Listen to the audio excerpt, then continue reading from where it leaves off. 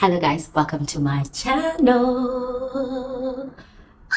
I still am in love with saying that, I can't believe it. But anywho, let's get into the video. First up, if you're new here, please subscribe. Make sure that you switch on that notification bell and you do not miss out on any and all things about this channel as well as the content that I'll be giving out. And if you are not new, I love you down. I appreciate you. I love the fact that you are back here, ready to learn and get more information from me. So love it for y'all and keep up the good work. Register, check. That'll be you and I. So today we're going to get into a video with regards to, drumroll please, everything you need to know to prepare for your trip to go to Bali. I've got 15 items that I made it a point to set some time about because I've been busy and I have been back, but I need to make sure that I give you the tips and the tricks, that I promised you guys as I was preparing for my trip, which you guys did see. It was a little bit of an interesting journey, it always is, but I am here to break it down for you so that you don't have to suffer. So let's get into it, right? As mentioned, I've got 15 items, so get comfy, get something to drink, let's have some tea and get into it. So first up, make sure that you get your e-visa and your tourism levy paid online. Get those paperwork and everything aligned with that paperwork done to avoid being scammed, one. And two, do you really want to stand in a long queue at the airport? I highly doubt it. For immigration, highly doubt it. Nobody wants that experience, especially if you're flying for hours upon end and you had a layover. Highly doubt that you want to be sitting in a queue for that long. So I would suggest getting all of that done so that it is already sorted before you even get to your destination. Number two, please actually this is a bonus one. Already we're in the first two and I'm already giving you guys the most. Number two, please ensure that you print out all of your itinerary items as well as your paperwork for immigration. I always have a file that I print out or a sleeve that I keep on my person for my carry-on as well as in my bag, because sometimes we can't always rely on our phones and the smart documents and e-files to open on time, depending on your connectivity, mind you. I've seen some people have to struggle to get connectivity at the airport just to ensure that they can show everyone their e-visas, and that's not a fun experience. So I always prefer to have things printed out so that it's easy to access and easy to reference should you have anyone questioning you for immigration at the airport. As well as also as you're going for your day-to-day activities, you can just take out the printout for that day and you've got your itinerary and your plan for the day and you can plan accordingly, because sometimes we sleep in, we wake up late, or we wake up too early and forget the information, and you want to make sure that you're getting maximum value from your trip. Organization. Yeah, you do. So make it a point to be organized. It just makes sense and you just show up a hell of a lot better and more well-rested when it comes to this. Also not forgetting that you need to ensure that you actually plan your activities and pay for them beforehand if you're not going to have them being done by the agency. The reason why I highlight this is because I don't like to stress when I'm on vacation. All I care about is waking up looking good, surviving the heat, and living my best life. That's all I care about. Is there anything else I need to bother with? No, I want to exist. So it's better if everything is planned and prepped and paid for beforehand, if it is not done by you. If it is, then please make sure that it is done beforehand so you don't have to stress about it. Or you could just fuss about it and it is how you like to travel. And that's your baby. I don't know what else to do with you. 3, please make sure that you get health insurance. In South Africa, it's called health travel insurance. So in South Africa, we have medical aid.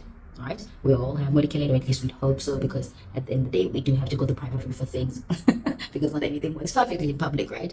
But in medical aid, you can just ask your intermediary or the individuals that help you take care of your medical aid option, or better yet, you can just call them up and ask them to email you your travel insurance document. This is just to ensure that you're covered should anything happen to you health-wise in a different country. You don't want to be in a different country and have to stress about the fact that you just broke a limb and you have no coverage, and depending on how much it would cost. And half the time, it's medical expenses. Those can rack up to anything depending on what the issue is. So better to have the coverage and understand what is necessary. So should you be in that predicament, you can just provide them with that document and ensure that you can just go through whatever recovery or assistance without having to stress about the financial impact to your pocket directly. Just saying. All right. 4, we have that you need to ensure that you take your prebiotics, please. If you have lived on this earth and you've always wanted to go to Bali, you will know about Bali Belly. Bali Belly is a real thing. People get sick, and I don't know about you guys, but I hate getting sick on vacation. And I would do everything and anything to prepare beforehand, not only itinerary-wise and planning wise, visa wise, but I make sure that I actually am ready, I'm clear, my system is fresh and ready to take on whatever weather conditions I'm going to encounter, as well as just the food. Mind you, they also have different cuisines. So there's a lot of factors that you need to consider. So you want to prepare your body as best as possible to be able to carry you through your trip without any issues, right? So take prebiotics at least a week. Most people, just to be super safe, 2 weeks before your trip. And that means that at least you got your stomach lining good, everything's working all right. And also some people take a little bit during your trip. I took a week before and halfway through my trip. So during my trip, for half of the trip, I was taking my prebiotics. Do also pack your activated charcoal. Do not forget to pack your activated charcoal, because should it happen, God forbid, that you do catch something and it doesn't sit well with you, or you ate something that doesn't sit well with you, get the activated charcoal pills to help you just to catch those toxins and try to work them out to your system as quickly as possible so that you can nurse yourself back to health, so that you can actually enjoy your trip. So please make sure that you pack that. Another side note that I'll also highlight is ensure that you have your little medical bag. Pain pills. If you know you're susceptible to headaches, have pain pills that help you with your headaches. If you're on your period, have pills that will help you with your period. If you get heartburn, make sure you have those sort of medications that align with the issues that you preempt you may experience. If you have allergies, etc., like hello, me here, or just items that are aligned with what you know you normally experience, so that you can pack those in your bag. Always ensure also, just for airport checks, it is in a clear see-through bag in your big bag, right? In your luggage bag. So you can go through. If you need to carry any, have the prescriptions on the containers of those medications, so that it's easy to reference and you don't have to have questions about what this medication is, etc., etc. 5. Make sure that you carry your 2-pin extensions for your phones and other appliances. A lot of our appliances are 3 pins, so make sure that you have a converter. You can, one, ask your hotel to assist you with that, or they can direct you to the nearest convenience store or market or mall to get that. But I don't think you'd want to get a converter or an extension that only works in one country if you're not going to live in it or be in it for a considerable amount of time. So please ensure that you actually get such. Just bring your own 2-pin, because 2 pins work in that country. But just be aware that if you're going to need items that will need a long extension cord, it is for a 2-pin. And I say that because not every establishment in Bali will have the charging ports or appliance sections to put in your ports, or to charge, or to utilize your hair straightener, etc., that are close to the bed or right in the bathroom. Which is stupid, I know, but it is how it is, and that's how it's set up. I was fortunate because I always choose hotels anyway. They tend to have those outlets close to a point that is convenient for all to access them. So please do consider that when it comes to your charging your devices, your power banks, etc. Okay, so that's it. Number 6. Please make sure that you download these 2 apps. 1, Gojek, and 2, Grab. These 2 apps will be your lifesaver when it comes to going about up and down in Bali, no matter where you are, as well as also ensuring that you order in either delivery, processed groceries, or your food deliveries. These apps do it all, so you don't have to stress. But if you have those 2 apps, you should be fine. Now, one thing you need to know is Bali has a hell of a lot of traffic, like a lot of traffic. If you know that you tend to be late getting ready, places are less than 40 minutes and you'd want to be on a bike, great. Make it a point to get a bike, right? No issues. And the weather is great and it's not raining. Get a bike. I mean, you get to see the scenery, enjoy it, and you can actually avoid the traffic that I'm talking about. But if you are in a trip that's longer than 40 minutes and you're like me, that's not interested in having to balance on a bike for 40 minutes, depending on the condition of the individual's bike for 40 minutes plus, I would then get a vehicle. But because of the fact that a lot of activities were quite a distance from our hotel, at least 30 minutes or less, and very few were just above, I think we had 3 activities that were like an hour or so away, but we did have a driver already ready to take us to activities. But for things that I had planned on my own with my sister, I had to get an Uber for us, which was a Grab. And we did get vehicles. So make sure you get the vehicle before to compensate for the traffic and that you're not arriving at your destination really late. And you wouldn't want to have to cancel. You really wouldn't want to have to cancel your activities because you arrive late, or postpone them because you arrive late. Because half the time people pre-book and you don't want to be the person that misses out on an opportunity because you didn't manage to be early or use the right mode of transportation. So just note, lots of traffic, always best to have a bike. If that's not your mojo, you can use the apps anyway to get vehicle to take you to places, but provision for more time to get to wherever you need to get, because you don't want to have to struggle or have to sit in a, well, luckily there's air conditioning, but in a car for that long or longer than needed because you're just waiting to get to your destination. Just saying. Also, just to add on with regards to those apps I mentioned, you can order food. Some people do stay in Bali for extended periods of time, a month plus, and they'll stay in a villa. I highly doubt that person will be eating out every day, so hence it makes sense to have groceries delivered to their doorstep, and they can actually survive and function while they're there. Okay. 7. I hope that's 7, I think. But number 7, they have convenience stores in Bali. In Thailand, for example, they love 7-Eleven, and it's about almost everywhere.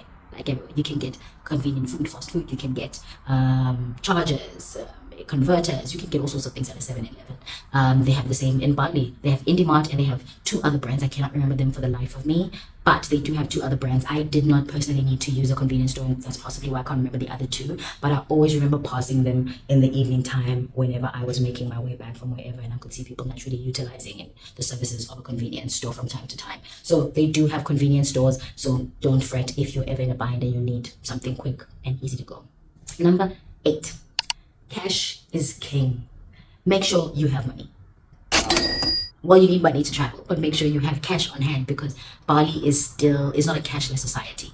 They still utilize money. Money is the best aspect in terms of getting what you want, in terms of paying for things. Not all businesses, because a lot of them are small business owners, do have a card facility for you to pay at a pause, etc. So to avoid disappointment or any issues or being stranded, because some people are heavily reliant, as we know, on virtual cards, ensure that you have cash to be able to maneuver yourself in situations in and around Bali. All right. 8. Make sure that you get an eSIM at the airport. Also, I forgot to mention, when it comes to cash, you can get cash at the airport. I prefer to get cash at the airport just to test if my cards work and I don't have any issues and I don't have to contact my bank. But you should be relatively okay with regards to that. But I always get cash first thing when I'm at an airport, because it's the safest zone, to make sure that I get some money on hand to tip people, etc., and for things I might want to do as I start my trip or during my trip. I was getting into the next one, which was 8, I believe it was, and that was getting an eSIM. A lot of people use Allo or Allo, that is like a virtual online app, and you can obviously get like an eSIM that way. They have different packages and plans that you can then choose, and you can select the one that is to your liking. I have come to find that that is very pricey compared to the options that they have at either, for example, a 7-Eleven in Thailand, or at the airport, the eSIM stores that can help you get eSIM function so that you can have internet uninterrupted, unlimited within that country, and you stay connected. I found those to be cheaper. In Bali, I did find a store which was it was actually Telkomsel, which was funny enough, but we found a little store within the airport. They did the eSIM installation, they did everything for you. And I also don't like to stress. I'm just a girl. I just get there, I make the payment, I give you the money, I'm sorted and I'm connected, and I can speak to my family. That works best for me. So the option that we got when we got to Bali was 700,000 Thai baht. I know it sounds crazy, but you're like a millionaire in Bali, especially because our currency is stronger. It was 700 Thai baht, and not Thai baht, rupiah. My apologies, rupiah.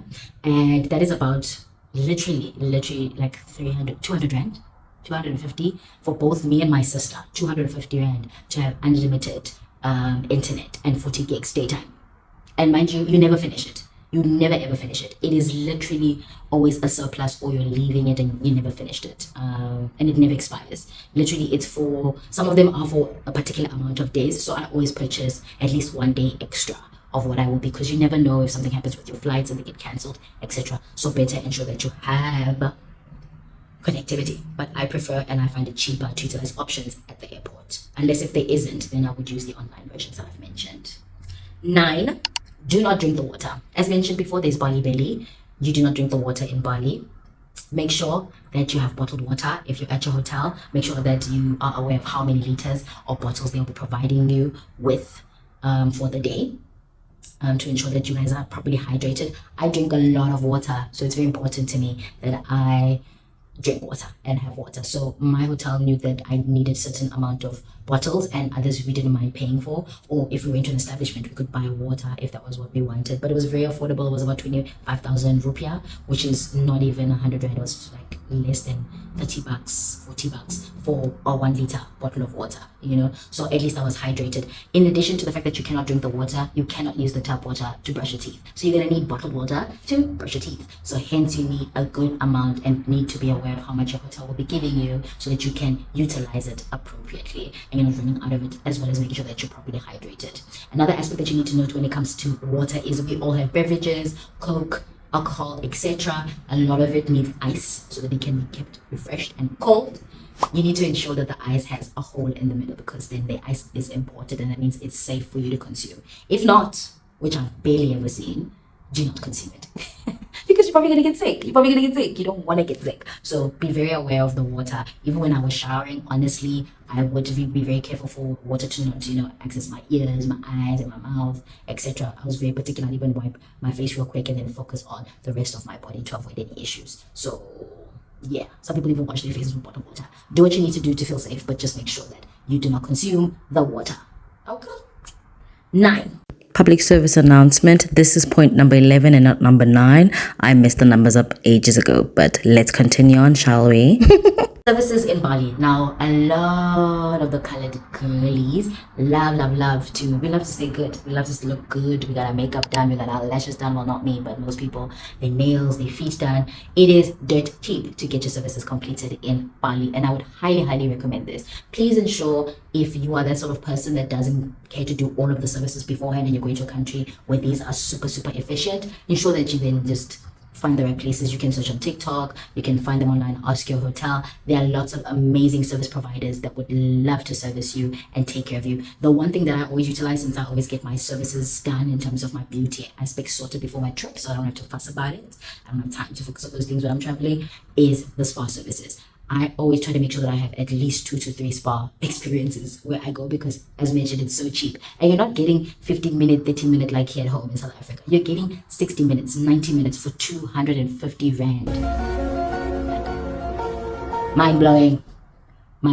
So you can get your services done there if that's something you want, or don't have the time to. Sometimes we're so busy. Maybe just do that. Number 10, please dress appropriately. Like, I know we're on vacation, but if you're going to go to a temple, you need to make sure that your shoulders are covered and your knees are covered. You need to make sure that you get a sarong. A lot of them are provided for free at temples, and others you will need to purchase. But I just say dress appropriately. And as much as we like to roam around in bikinis and be less conservatively dressed when we are away and on vacation, and it's really hot though. I understand our plight, girlies. It's really hot. But what I would suggest is ensure that you're covered and you're respectful, because it is considered holy ground.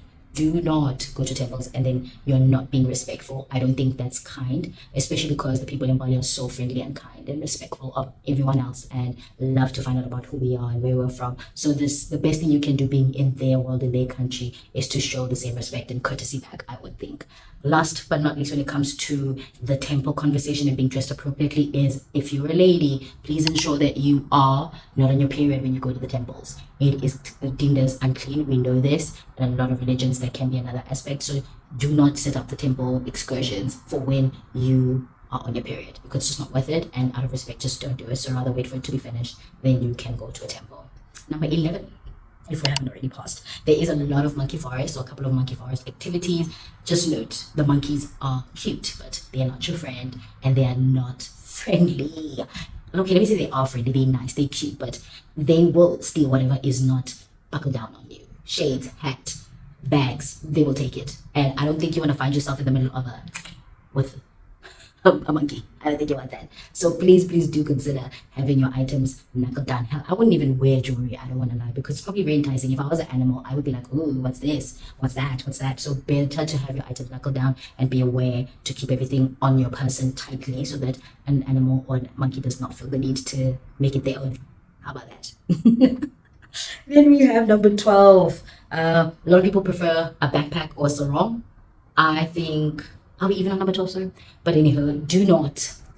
I don't do backpacks instead of a suitcase. I prefer a suitcase, and then I have a big carry-on that has everything to and from the airport. But I also carry my own handbags, because you don't always need a big bag. But I always have a big carry-on bag that would keep my sanitizer, my mosquito repellent, my sunscreen, my makeup, my hairbrushes, my hair ties, my shades, etc., changing clothes or shoes should I need to. But you need to have a bag that's big enough for you to be able to tackle any challenge that comes your way for the day, because sometimes you're out from morning until night when it comes to activities. So you want to make sure that you're fully prepared. Number 12, if not number 13, 14 or 15, I don't know where we are now. Please make sure that if you did not pre-plan your activities, that you download the app called Klook, because this is a very, very good tool to utilize when you're traveling across multiple countries. You can find all the activities that we ended up doing, a lot of other tourists end up doing online at a discounted amount.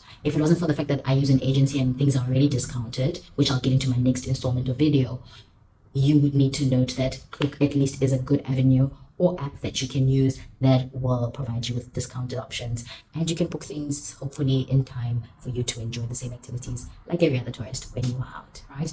And then last but not least, in Bali, a lot of people are very spiritual. They pray a lot, so they make small offerings every day on their businesses, their vehicles, at their gates, their families. They're very centered around prayer and providing offerings to their God. So please ensure that you mind where you're stepping on the streets, and don't step on people's offerings. Don't step on people's offerings. Be aware where you're stepping. You don't want those issues, guys. You do not want to have an issue where you're not aware of where you're stepping and then you stepped on someone's offerings. Like, I would feel so bad. But just another respect element as you are in a different country and respecting other people's, things. Just, I wouldn't want someone sitting on my offerings. Just saying. There you have it, guys. That is my full-on tips and tricks, as well as aspects that you need to note to do should you want to be going to Bali. Thanks for watching. If you've made it this far, it's been fun making this video for you, even though I'm squeezing it in my busy life routine, but it's been fun educating you on what you need to be aware of. Please definitely like, comment, subscribe. If you have more questions or you'd like to know more information, reach out, let me know, and I will come to your rescue ASAP. I will see you on the next installment, but it's goodbye for now, and thanks for watching. Love you. Bye.